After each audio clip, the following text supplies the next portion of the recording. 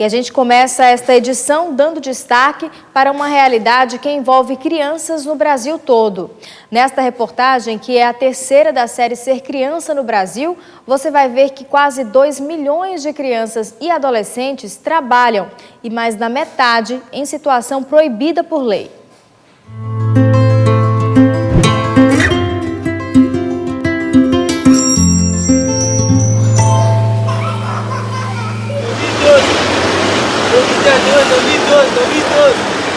Samuel é um daqueles vendedores invisíveis dos faróis.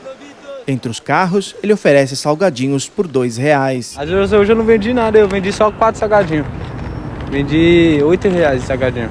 Para trabalhar neste cruzamento na região central de São Paulo, Samuel abandonou a escola aos 10 anos. Passou a infância e adolescência tentando superar a pobreza no meio desse trânsito pesado e poluído. O tempo se foi e hoje, aos 19 anos, é casado, pai de um filho que ele exibe o nome com orgulho. Precisão, falta em casa, falta leite pro meu filho, falta em casa lá na minha mãe também. Seus relatos revelam, infelizmente, que ele não é o único naquela situação. Tem os molequinhos que ficam aqui, ó, limpando o vidro de carro para ganhar moeda também. Tem os outros das frutas que vendem fruta aí. Tem eu do salgadinho, tem os da água. Neste outro ponto da cidade, a adolescente de 14 anos exibe suas habilidades com bolinhas, com as quais ganha dinheiro no semáforo. Segundo cálculos do IBGE, o país tem 1.800.000 crianças trabalhando. Mais da metade tem idade vetada pela lei ou são aprendizes, mas sem carteira assinada. São Paulo, Minas Gerais e Bahia são os estados com o maior número de casos. O trabalho infantil, mesmo que seja em auxílio da família, mesmo que seja não remunerado, ele é considerado trabalho infantil. O trabalho infantil é todo aquele realizado, remunerado ou não, antes da idade limite. A Constituição Federal proíbe que menores de 16 anos executem qualquer trabalho, salvo na condição de menor aprendiz, que vai dos 14 aos 17 anos. Apesar da proteção da lei, não é difícil encontrar crianças e adolescentes trabalhando para tentar se sustentar. O comércio de produtos e malabares em faróis são algumas das atividades de exploração do trabalho infantil. Esta ONG mapeou o trabalho infantil na cidade de São Paulo e dispõe de informações atualizadas sobre essa realidade no país. Além das atividades nos faróis, crianças trabalham em feiras livres e guardando carros. É um prejuízo grande para a escolarização.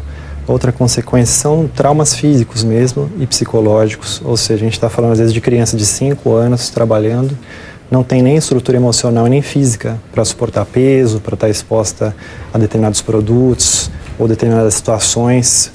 Por exemplo, a exploração sexual é uma forma de trabalho infantil e é pouco associada ao trabalho infantil. De 2014 a 2018, o Ministério Público do Trabalho registrou mais de 21.000 denúncias de trabalho infantil.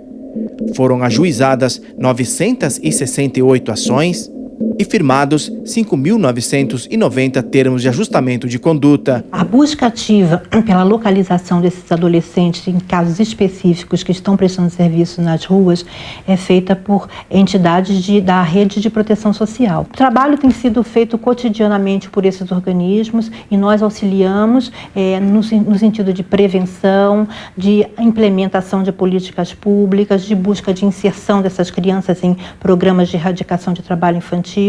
Nos casos específicos das crianças nos semáforos da capital paulista, a prefeitura diz que tem ações para prevenir e combater esse tipo de exploração. Porque por isso que nós trabalhamos com diversas secretarias, até não só de uma forma de divulgar que existem programas na cidade de São Paulo que combatem o trabalho infantil, mas também que a gente possa levar para os nossos centros aí de convivência, como os CCAs, que são centros de criança e adolescente, que nós temos 484 na cidade de São Paulo, ou também os centros da juventude, né, para as pessoas, para os adolescentes. A gente precisa que as políticas de educação, de saúde, né, de assistência se comuniquem, porque a criança é a mesma para todas elas e muitas vezes não recebe a devida atenção.